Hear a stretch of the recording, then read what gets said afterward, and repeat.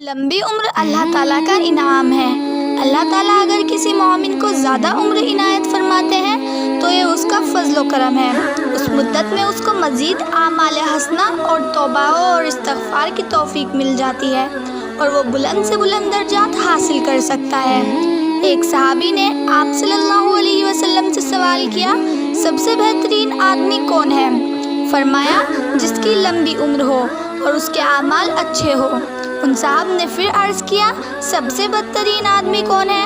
فرمایا، جس کی عمر لمبی ہو اور اعمال برے ہوں۔ ایک روایت میں ہے کہ نبی کریم صلی اللہ علیہ وسلم نے ارشاد فرمایا کہ اللہ تعالیٰ جب کسی بندے کے ساتھ بھلائی کا ارادہ فرماتا ہے تو اس کو استعمال کرتا ہے، یعنی اس کو عمر دے کر عمل کرنے میں لگا دیتا ہے۔ عرض کیا گیا، کیسے استعمال کرتا ہے؟ فرمایا، اسے موت سے پہلے عمل صالح کی توفیق دے دیتا ہے۔ ایک حدیث میں ہے، آپ صلی اللہ علیہ وسلم نے ارشاد فرمایا، اللہ تعالیٰ قیامت میں اس بندے کا عذر قبول نہیں فرمائیں گے جس کو اللہ تعالیٰ نے 60 سال کی عمر دے دی، یعنی جس نے 60 سال کی لمبی عمر پانے کے باوجود اپنے عقائد اور اعمال کو ٹھیک نہیں کیا اور توبہ اور استغفار کر کے اپنے گناہوں کو معاف نہ کروایا تو پھر مرنے کے بعد اس کے لیے معذرت کا موقع کہاں؟ قرآن کریم میں اس مضمون کو اس طرح بیان کیا گیا ہے، کافروں سے کہا جائے گا، کیا ہم نے تمہیں اتنی عمر نہیں دی تھی کہ جس کسی کو سوچنا سمجھنا ہوتا وہ سمجھ لیتا، اور تمہارے پاس خبردار کرنے والا بھی آیا تھا، اب مزہ چکھو، کیونکہ کوئی نہیں ہے جو ایسے ظالموں کا مددگار بنے۔ مفسرین کے مطابق اس آیت عظیم میں عمر سے 60 سال کی عمر مراد ہے اور خبردار کرنے والے سے انبیاء علیہ السلام مراد ہے۔ ایک حدیث میں ہے کہ قبیلہ بنی عذرہ کے 3 آدمیوں نے حاضر خدمت اقدس ہو کر اسلام قبول کیا۔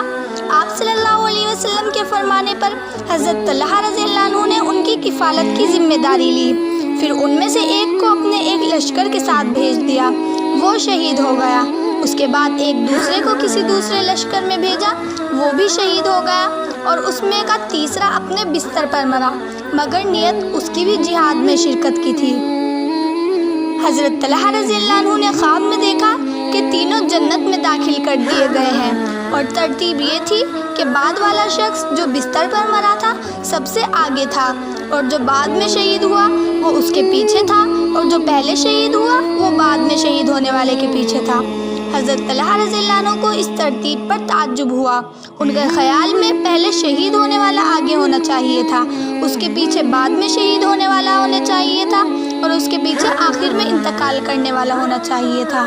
اس پر تعجب کا اظہار انہوں نے نبی کریم صلی اللہ علیہ وسلم سے کیا تو آپ صلی اللہ علیہ وسلم نے فرمایا، تعجب کی کیا بات ہے؟ یعنی اللہ تعالیٰ کے نزدیک کوئی مومن اس سے زیادہ افضل نہیں ہے جس کو اسلام میں زیادہ عمر ملی ہو، کیونکہ اس کو تسبیح اور تکبیر اور تحلیل کا زیادہ موقع ملا ہے۔